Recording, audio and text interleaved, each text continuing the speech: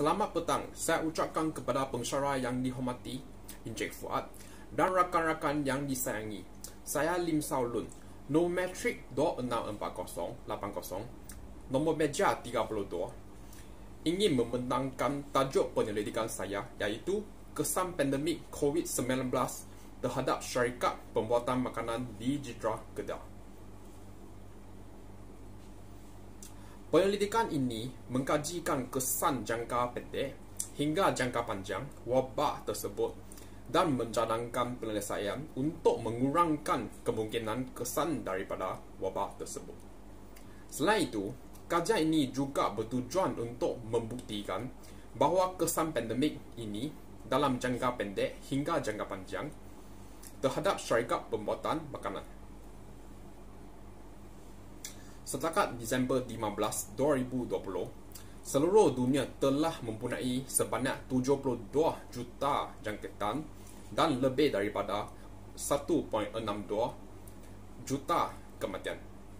Seiringan dengan kesannya terhadap kesihatan awam, wabak ini telah mempengaruhi operasi rantaian bekalan, berterusan pertumbuhan ekonomi dan prestasi persekitaran rantaian bekalan.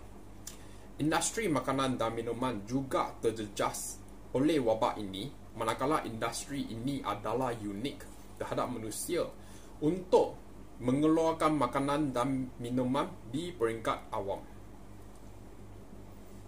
Seperti industri yang lain, industri makanan ini juga terjejas atas sebab wabak COVID-19 yang menyebabkan kerugian besar di ekonomi peringkat antarabangsa.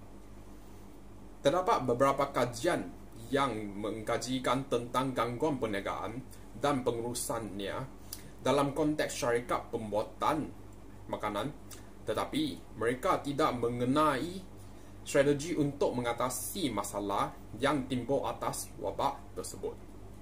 Oleh sebab yang demikian, penyelidikan ini bertujuan untuk mengkajikan kes syarikat pembuatan makanan yang merupakan salah satu industri yang berkembang pesat di Malaysia, dan kajian ini menumpukan skop kajian kepada pembuatan makanan di Jitra Kedah. Terdapat 3 persoalan kajian, iaitu apakah kemungkinan kesan pandemik COVID-19 terhadap syarikat pembuatan makanan di Jitra Kedah semasa dan selepas wabak ini. Kedua, apakah strategi yang dapat mengatasi kesan daripada pandemik COVID-19 dalam sektor ini? Dan yang ketiga, manakah strategi khusus yang dapat mengenai kesan tertentu dengan cekap? Objektif kajian pengkaji terbahagi kepada 2, iaitu objektif umum dan objektif khusus. Objektif umum adalah untuk mengkaji kesan daripada pandemik COVID-19 terhadap syarikat pembuatan makanan di Jitra Kedah. Dan objektif khusus pula adalah untuk menjawab semua masalah yang terdapat dalam persoalan kajian. Kepentingan kajian ini adalah untuk mengkaji bagaimanakah pandemik COVID-19 membawa kesan negatif kepada syarikat pembuatan makanan dan memberikan cadangan untuk mengurangkan kesan tersebut. Tambahan pula, kajian ini juga harap dapat membantu pengurus syarikat pembuatan makanan dengan pemahaman mengenai kesan pandemik COVID-19 yang jelas, dan agar ini dapat menjadikan garis panduan bagaimana mereka dapat mengenai kesan tersebut. Aktiviti industri termasuk pemprosesan, penukaran, penyediaan, pemeliharaan dan pembungkusan bahan makanan. Syarikat pembuatan makanan yang berada di peringkat pemprosesan makanan pula dikategori kepada 4 cara yang berbeza, iaitu pengeluaran satu kali, contohnya kek perkahwinan, pembuatan kumpulan seperti kedai roti yang membuat sebahagian kecil kek cawan, Dan ketiga, pengeluaran besar-besaran seperti makanan dalam tin. Dan yang keempat, yaitu pengeluaran tepat pada masanya, yang digunakan terutamanya di restoran. Kajian lepas mengkaji tentang kajian lepasan yang ada mengenai gangguan rantaian bekalan untuk melaporkan pengetahuan semasa mengenai gangguan pengurusan dalam syarikat pembuatan makanan, terutamanya dalam konteks wabak atau pandemik. Risiko dan gangguan pengurusan yang bermaksud kesan negatif terhadap hasil operasi dan akan melibatkan kejadian katastrofi, sementara risiko gangguan boleh mempengaruhi kelangsungan rantaian bekalan. Seterusnya ialah gangguan dalam syarikat pembuatan makanan. Potensi gangguan yang berkaitan dengan syarikat pembuatan makanan timbul daripada rantaian bekalan, termasuk pelanggan, pembekal pada berbagai peringkat, proses pengeluaran dalaman dan pengenderaan dan penyimpanan, serta kesan luaran seperti isu politik dan perang.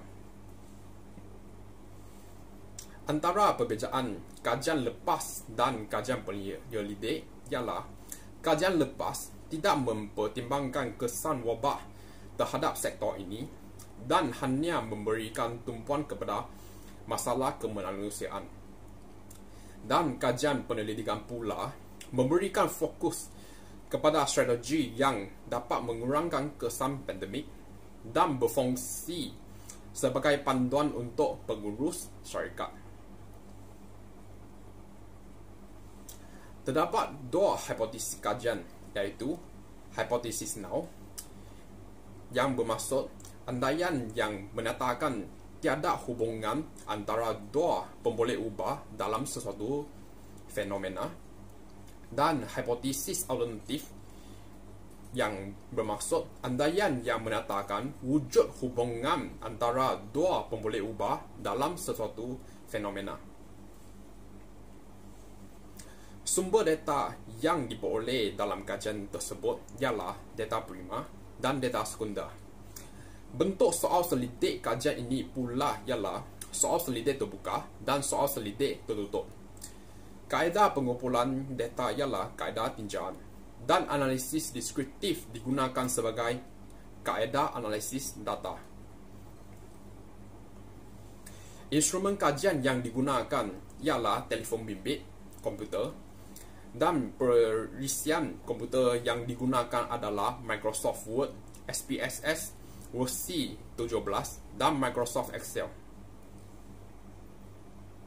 Sasaran kajian meliputi responden dan sampel kajian.